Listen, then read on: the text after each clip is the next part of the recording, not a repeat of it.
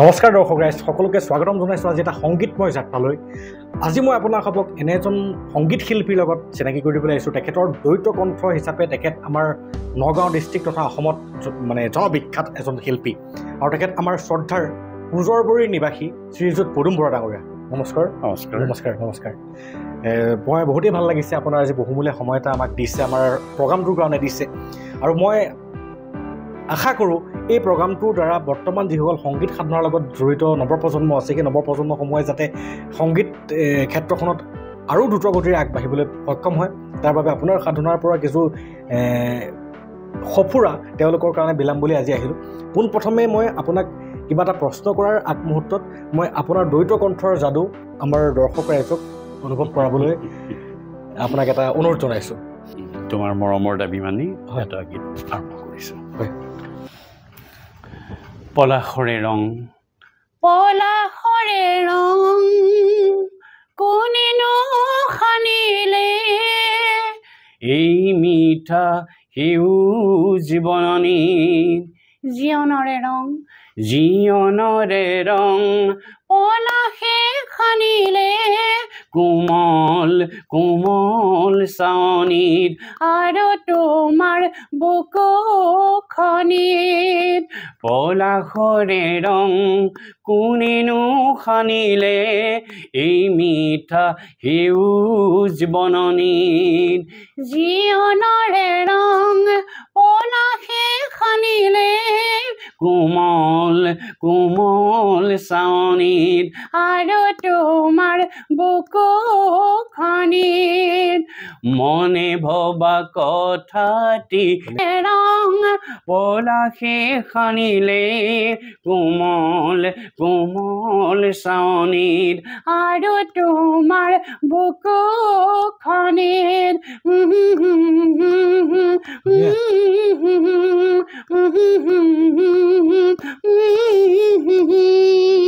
তোমাৰ মৰমৰ দাবীহে মানে বহুত বহুত ধন্যবাদ দৰ্শক ৰাইজ। মই কি ক'ম, আমি ইয়াৰ পডকাষ্টৰ মাইক ব্যৱহাৰ কৰিছোঁ আৰু পডকাষ্টৰ মাইকত কেনেকুৱা ধৰণৰ শব্দ ৰেকৰ্ডিং হয় মই নাজানো,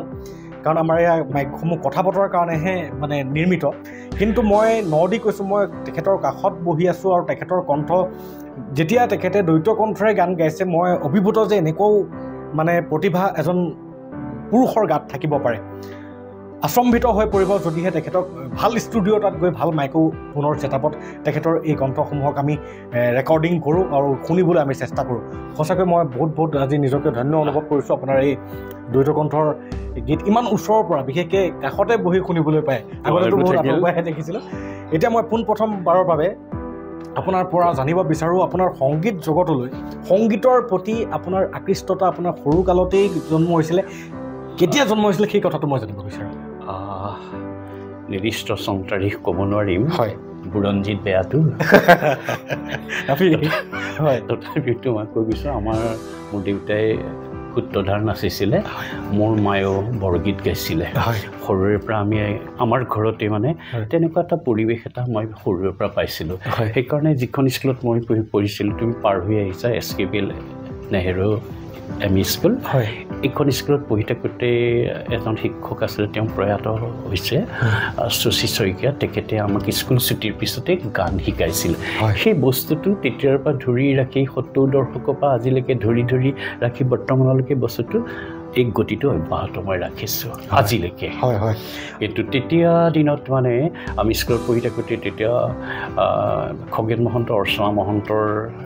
বোলছবিৰ গীত, ভূপেন্দাৰ অঞ্জু দেৱীৰ গীত, যুটীয়াভাৱে চিনেমাৰ গীত, ঠিক তেনেকৈ দীপেন বৰুৱা, নমিতা ভট্টাচাৰ্যৰ যুটীয়াভাৱে গীতবিলাকে সেইবিলাকে মোক শুনি মোক প্ৰভাৱিত কৰিছিল। তাৰপিছত যেতিয়া মই ক্লাছ 9ত পঢ়িছিলোঁ, 1976তে ডিমৌ MV স্কুললৈ ভূপেন্দা আহিছিলে।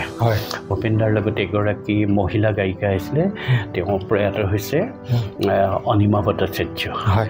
তেওঁলোকে দুয়ো একেলগে এটা গীত গাইছিলে, সেই গীতটো শুনি পেলাইহে মই প্ৰভাৱিত হৈছিলোঁ। তেতিয়াৰ পৰাহে মই এই নাৰীৰ কণ্ঠটো ব্যৱহাৰ কৰিবলৈ শিকিছিলোঁ আৰু বহুবাৰ চেষ্টা কৰিছোঁ দেই। প্ৰথম যিটো গীত শুনিছিলোঁ সেই গীতৰ প্ৰথম কলিটো মোৰ মনত ৰৈ গ'লে মই আওৰাওঁতে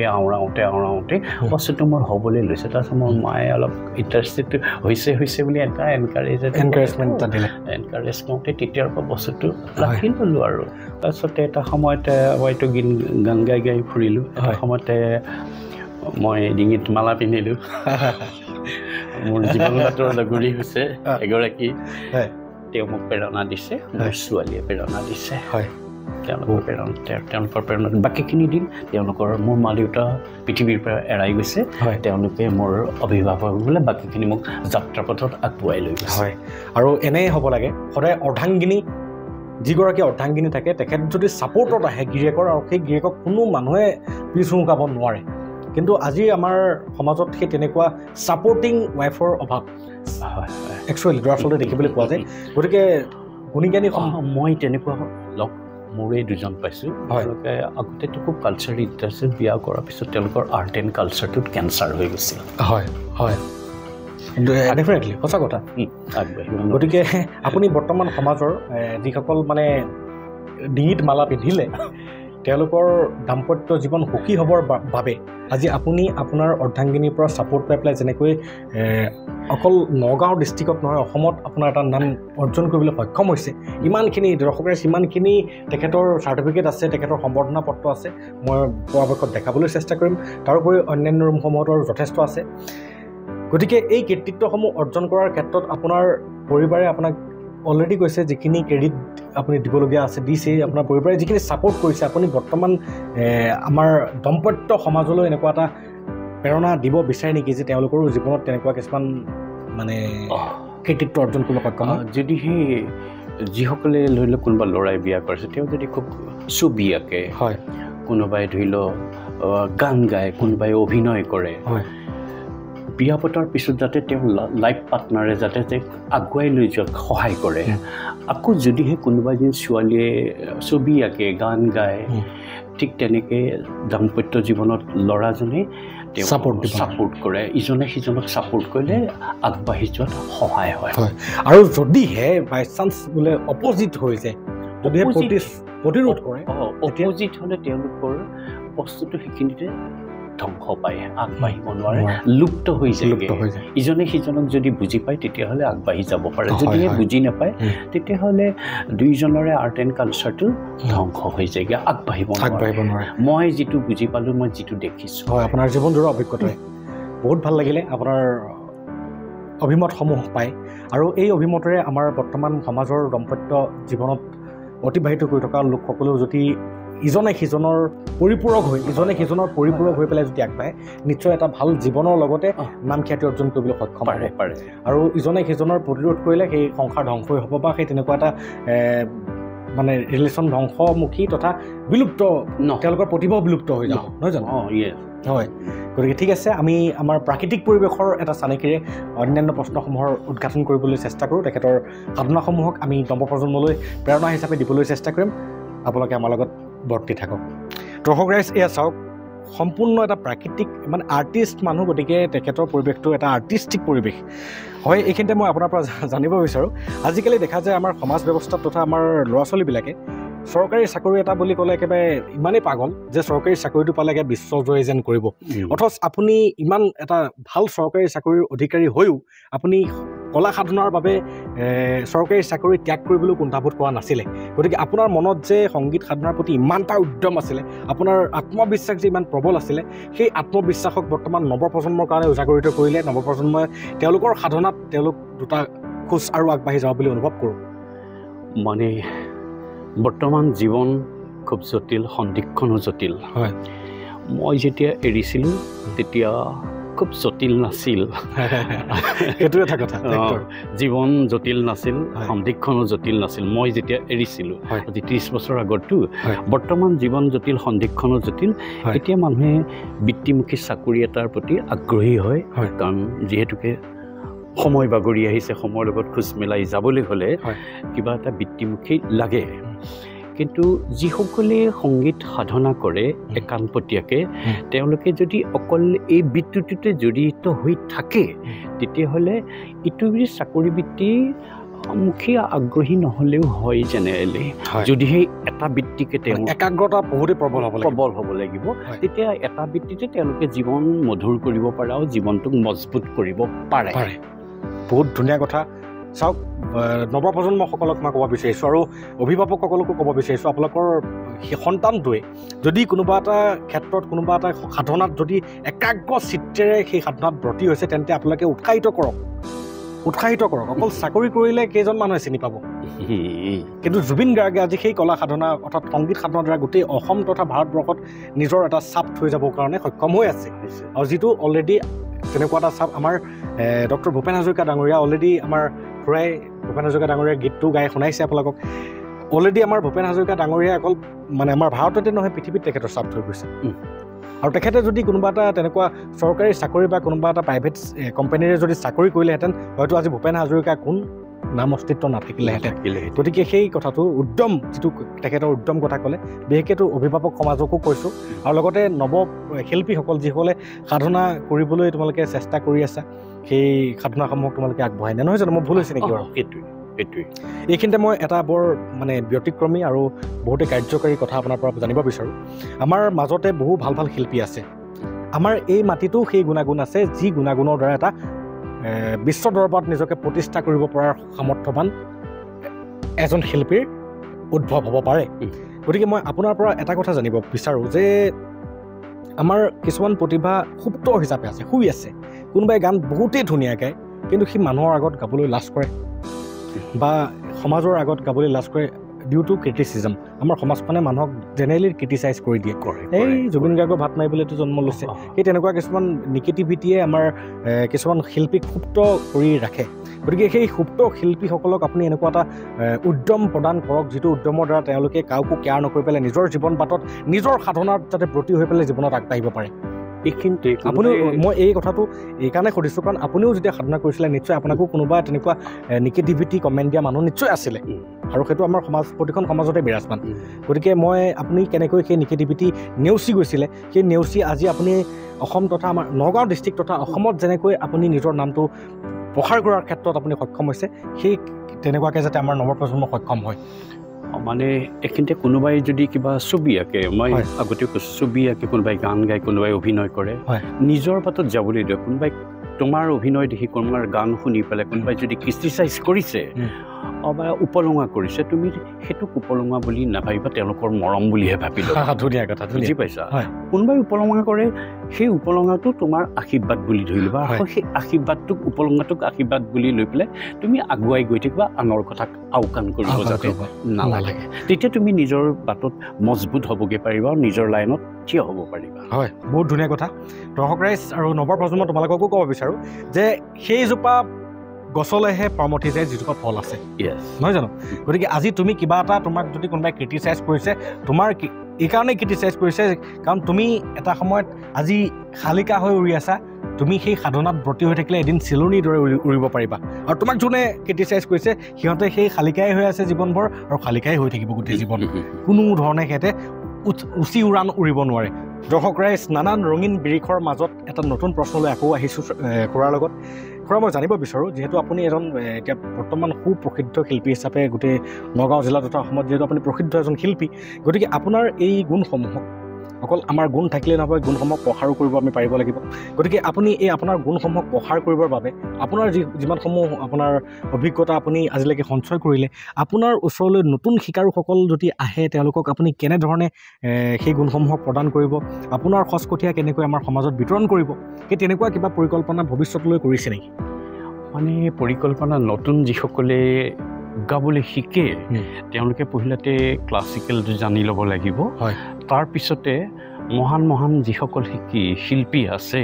জ্যোতিপ্ৰসাদ আগৰৱালা বিষ্ণুপ্ৰসাদ ৰাভা কলাগুৰু বিষ্ণুপ্ৰসাদ ৰাভা তাৰপিছত ধৰক ভূপেন দা এনেকৈ মহিষীসকলৰ গানৰ অলপ জ্ঞান লৈ পেলাই সেয়া গানেৰে সৈতে আয়ত্ব কৰিলে জীৱনটো মজবুত কৰিব পাৰে ভেটিটো মজবুত কৰিব পাৰে কিন্তু পহিলা গান গাবলৈ হ'লে সদায় মহিলুসকলৰ জ্যোতিপ্ৰসাদৰ বিষ্ণুপ্ৰসাদ ৰাভা ভূপেন দাৰ এনেকুৱা গীতেৰে আগবঢ়াই আহিলে বেছি সুবিধা হয় গান গাবলৈ হয় আৰু এই ক্ষেত্ৰত আপোনাৰ ওচৰলৈ তেনেকুৱা নতুন শিকাৰু আহেনে আহে মানে ল'ৰাবিলাকে ফোন কৰে দাদা আপোনাৰ তালৈ যাম আপুনি গান শিকাব পাৰিবনে মই বোলো পঢ়িলতে খুব সুন্দৰকৈ ৰেডিঅ'ত ধুনীয়াকৈ পঢ়িলাতে জ্যোতিপ্ৰসাদৰ গান বা বিষ্ণুৰাভাৰ গান এনেকুৱা ৰুদ্ৰ বৰুৱাৰ গান পঢ়িলাতে শিকি লোৱা তাৰপিছত মুচলৈ আহিলে মই অলপ পোনাই পাজৰাই তোমালোকক শিকাই দিব পাৰিম হয় ভাল কথা আৰু যিসকলে এতিয়া বৰ্তমান ক্লাছিকেল বিশেষকৈ আপুনি ক্লাছিকেলটোত গুৰুত্ব দিছে ক্লাছিকেল আজিকালিতো বহুত সৰু সৰু ল'ৰা ছোৱালীয়ে ক্লাছিকেল শিকে আনকি আমি দেখা পাওঁ যে ইণ্ডিয়ান আইডল হওক বা সাৰেগামা শ্ব'টোতে হওক এইসমূহত আজিকালি ইমান সৰু সৰু ল'ৰা ছোৱালীয়ে ইমান মানে অদ্ভুত কৰ্মকাণ্ড কৰি আছে যে দেখি আচৰিত লাগে কিন্তু আমি আমাৰ সমাজ ব্যৱস্থাৰ পৰা আজি আমাৰ নগাঁও ডিষ্ট্ৰিক্টৰ পৰা তেনেকুৱা এজন মেধাৱতা বাচ্চাই হওক বা ডাঙৰে হওক যোৱাটো আমি দেখা নাই গতিকে আমাৰ এই প্ৰচেষ্টা যাতে আমাৰ নৱপ্ৰজন্মক তেনেকুৱা এটা মনত উদ্যম জগাব পাৰোঁ যিটো উদ্যমৰ দ্বাৰা তেওঁলোকে নিজকে সেই তেনেকুৱা এটা নেশ্যনেল লেভেলত যাতে লৈ যাব পাৰে নহয় জানো আপুনি এই ক্ষেত্ৰত আমাৰ যিসকল সাধনাৰত যিসকল শিল্পী আছে সেই শিল্পী সমাজক কিবা এটা মেছেজ দিব বিচাৰিব নেকি যে তেওঁলোকেও আমাৰ ঠাইখনৰ নাম যাতে জাকত জিলিকা কৰেগৈ এই ক্ষেত্ৰতে যিসকলে নাচিব ইচ্ছা কৰে বা গাবলৈ ইচ্ছা কৰে তেওঁলোকৰ নিজৰ প্ৰতিভাটো লাগিব লগতে তেওঁলোকৰ পিতৃ মাতৃ এই ক্ষেত্ৰত আগবঢ়াই লৈ যাব লাগিব ল'ৰাটোৱে বা ছোৱালীজনীয়ে কিটো বেছি ভাল পাইছে অকল পঢ়া শুনাৰ ওপৰতে বেছিকৈ গুৰুত্ব দিয়া হয় কিন্তু আজিকালি পঢ়া শুনাৰ সমসাময়িকভাৱে গীততেই হওক নাচতেই হওক এইটো সমান আগবাঢ়ি গৈছেগৈ যদি কোনোবা ল'ৰাই বা ছোৱালীসকলে তেওঁলোকৰ নিজৰ প্ৰতিভা আছে সেইটো প্ৰকাশ কৰিবৰ কাৰণে পিতৃ মাতৃক কিছু এনকাৰেজ কৰি আগবঢ়াই লৈ যাব লাগিব এই ক্ষেত্ৰত পিতৃ মাতৃকো মই অকণমান আহ্বান জনাওঁ যাতে তেওঁলোকৰ ল'ৰা ছোৱালীক কি ভাল পায় সেইটোৰ ওপৰত এনালাইচিছ কৰি পেলাই তেওঁলোকক আগবঢ়াই লৈ যাব পাৰে বহুত ধুনীয়া কথা আৰু এজন অনুভৱী ব্যক্তিয়ে এই পৰামৰ্শসমূহক আমাৰ সমাজলৈ উজাগৰিত কৰিছে আৰু আশা কৰোঁ আমাৰ দৰ্শক ৰাইজ তথা আমাৰ অভিভাৱক ৰাইজে এই অনুভৱী ব্যক্তিসকলৰ কাৰণ তেওঁলোকে যিখন আসনত বৰ্তমান অধিষ্ঠিত যিটো লেভেল তেওঁলোকে অলৰেডি এচিভ কৰিছে সেই লেভেলটো এচিভ কৰাৰ আঁৰত তেওঁলোকে কি সাধনা কৰিবলগীয়া হৈছে সেই অভিজ্ঞতাসমূহেৰে পৰিপুষ্ট হৈহে আপোনালোকক এই বাৰ্তাসমূহ দিবলৈ চেষ্টা কৰিছে আৰু যি নহওক মই এটা কথা আপোনাৰ পৰা জানিবৰ চেষ্টা কৰোঁ যে সাধনা কেনেকৈ কৰিব লাগে সাধনা শিল্প মানেই সাধনা হয় সাধনাৰ অবিহনে কোনো শিল্প আগবাঢ়ি যাব নোৱাৰে কলা হ'ল আটাইকেইটা কিমানটা কলা আছিল মই পাহৰি গৈছোঁ চৌষষ্ঠি কলা বুলি কোৱা চৌষষ্ঠি কলাৰ ভিতৰত এই কলাটো হ'ল একে জটিল কলা সংগীতৰ কলাটো গতিকে সাধনা অবিহনে কেতিয়াও আগবাঢ়ি যাব নালাগে সৰস্বতীক সাধনা কৰিব লাগে সৰস্বতীক সাধনা কৰি পেলাই সংগীতৰ ক্ষেত্ৰত নাটকৰ ক্ষেত্ৰত যাতে আগবাঢ়ি যাব লাগে কিন্তু সাধনা অবিহনে বিকল্প ব্যৱস্থা নাইকিয়া এই যাত্ৰা আগবাঢ়ি যাবলৈ হ'লে সংগীতৰ সাধনা কৰিব লাগিব সংগীতেই নহয় যিকোনো ক্ষেত্ৰতে সাধনা কৰিব লাগিব সাধনা মানে আচলতে আত্মনিয়োগ সেই কৰ্মটোৰ প্ৰতি নহয় জানো সেই কৰ্মটোৰ প্ৰতি আত্মনিয়োগ আৰু একান্ত শ্ৰদ্ধা ভক্তিৰে সেই কৰ্মৰ প্ৰতি আত্মনিয়োগ আগবাঢ়ি যোৱা আজি মই ছবি এখন আঁকিম বুলি লৈ পেলাই যদিহে বোলে আম এটা আধা আঁকি পেলাই মেছেজ এটা আহিল বুলি আকৌ মই মেছেজৰ ৰিপ্লাইত লাগি গ'লোঁ বা ফোন এটা আহিল ফোনটো পাতি থাকোঁতেই মই কি কৰি আছিলোঁ কাম মই সেয়া পাহৰি গ'লোঁ আজিকালি মানুহৰ কনচেনট্ৰেশ্যনটো নাইকিয়া হৈ গ'ল বিশেষকৈ নৱপ্ৰজন্মৰ ক্ষেত্ৰত মোবাইলটো এনেকুৱা এটা ব্যাধি হিচাপে জন্ম দিলে এইটোৱে ভাল যিমান কৰিছে বেয়াও সিমানেই কৰিছে মোৰ দৃষ্টিত হয় গতিকে দৰ্শক ৰাইজ মোবাইল ফোনটো এনেকুৱা এটা ব্যাধি যিটো ব্যাধিক যদিহে মই ভালকৈ ইউজ কৰিব পৰা নাযায় তেতিয়াহ'লে সি আত্মঘাতী মানে বোমাৰ দৰে কাম কৰে নহয় জানো আজিৰ যুগত বোমাৰ দৰে ঠিক কথা কৈছে বোমা ফুটি যাব পাৰে আৰু যি নহওক আমি প্ৰতিটো ক্ষেত্ৰৰে প্ৰশ্নসমূহৰ উত্তৰ আমাৰ এজন অনুভৱী ব্যক্তিৰ পৰা ল'বৰ কাৰণে চেষ্টা কৰিছোঁ আহি আমি অন্তিম সময় পাইছোঁহি আৰু এই অন্তিম সময়ত আপোনাৰ আপুনি ভাল পোৱা আপুনি আটাইতকৈ ভাল পোৱা এটি গীত যিটো দ্বৈত কণ্ঠত আপুনি গাই পেলাই আমাৰ অসমৰ বিভিন্ন মঞ্চত আপুনি দৰ্শকৰ মন মুহিবলৈ সক্ষম হৈছিলে সেই গীতটো মই আপোনাৰ পৰা শুনিব বিচাৰোঁ তেনেহ'লে মই তোমাক এইটোকে গীত গাইছোঁ যিটো গীতেৰে সৈতে মই নাৰীৰ কণ্ঠটো বাছি ল'ব লগা হ'ল ভূপেন্দাৰ গীত শুনি পেলাই যিটো 1976ৰ কথা কৈছোঁ যিখন স্কুলত মই পঢ়িছোঁ তালৈ আহিছিলে সহগায়িকা হিচাপে আহিছিলে প্ৰয়াত অনিমা ভট্টাচাৰ্য তেওঁলোকে যিটো গীত গাইছিলে সেইটো গীতৰ অকণমান টুকুৰা এটা মনত আছে সেইখনকে গাই আজিৰ অনুষ্ঠানটো আমি সামৰণি কৰিম আৰু হ'ব এই চকলা টেঙাটি অকুলৈ নেখাবি এই আমাকো এচকল দে ৰঙা গৰাৰ পাৰলৈ তেনেকে নেযাবি লগতে আমাকো নেওই এই সুঞ্জনী সেইটোক দেখি মুৰ্গা জিন জিন জান জান চিন চিন চান চান খুৰ খুৰ খাৰ খাৰ পিপিৰ পাৰ পাৰে কৰে যেন হয় তোক দেখি মুৰ্গা জিন জিন জান জান চিন চিন চান চান কৰে নৈ মালিনীৰ ৰঙা গৰা পানী নজিল মিলিয়া পানী নজিল মিলিয়া মনে নচুয়া যোৱা মনে নচুয়া যোৱা চাই থাকে চাই থাকে চাই থাকে চাই থাক পানো নপলায় ঐ মানে ঐ চকুমলীয়া এই গোন্ধে আমোল মোলোৱা এই গোন্ধে আমোল মোলোৱা এই মনে নচুয়ে যোৱা এই ৰৈ থাকে গৈ থাক ৰৈ থাকে গৈ থাক ৰঙা গৰা নেপাওঁ মানে অ শহুৰৰ জীয়েকৈ নেচাও কেলেও বাখৰৰ সেমেকা মন এই কুঞ্জনাই সুৰুজিলে তোক বাহ বিজুলি বিচনী এই তিনিজনীৰে কুঞ্জনী এই সুঞ্জনী মোৰ সুঞ্জনী এই চিনু চিনু লাগিছে চিনাকি মাতো মাতো লাগিছে নিমাতি মিচিং মাছাকো কৰিছে কাটেনো আহি আহি আহিছে কিয়নো মাতোতে বোলে হয় মৰি জানোচা এই মাতোতে বোলে হয় মৰি জানোচা এইটোক দেখি মুৰ্গা জিন জিন জান জান চিন চিন চান চান খুৰ খুৰ খাকাৰ পিপিৰ পাৰ পাৰে কৰে জান হয় এইটোক দেখি মুৰ্গা জিন জিন জান জান চিন চিন চান চান কৰে খুব বহুত ধুনীয়া লাগিলে আৰু মই আগতো কৈছোঁ যে আমি এই পডকাষ্টৰ মাইকত আমাৰ খুৰাৰ এই ইমান ধুনীয়া অপূৰ্ব কণ্ঠটি কেনেকৈ ৰেকৰ্ড হয় আমি ক'ব নোৱাৰোঁ কিন্তু তেখেতৰ মাতৰ যাদু যোনে প্ৰত্যক্ষভাৱে শুনিছে নিশ্চয় জানে আৰু আশা কৰোঁ তেখেত সদায় এনেকৈ সুস্থ অৱস্থাত থাকক দৰ্শক ৰাইজ আপোনালোককো মই প্ৰাৰ্থনা কৰোঁ যে তেখেতৰ সুস্বাস্থ্য তথা দীৰ্ঘায়ু কামনা কৰি পেলাই ময়ো প্ৰাৰ্থনা কৰিছোঁ আপোনালোকেও প্ৰাৰ্থনা কৰিব আৰু আশা কৰোঁ আজি এই অনুষ্ঠানটোৰ পৰা আমাৰ দৰ্শক ৰাইজেও শিকিবলগীয়া বহুতখিনি তথ্য আহৰণ কৰিবলৈ সক্ষম হৈছে লগতে নৱপ্ৰজন্ম যিসকলে নিজকে সাধনা কৰি আছে নিজকে সাধনাত বতি ৰাখিছে তেওঁলোকেও যথেষ্টখিনি তথ্য আহৰণ কৰিবলৈ নিশ্চয় পাৰিব আৰু তেওঁলোকেও জীৱন বাটত নিশ্চয় একো হ'লেও আগবাঢ়ি যাব পাৰিব নহয় জানো ঠিক আছে তোমালে এই ভৰ দুপৰীয়া বহুত মৰম থাকিল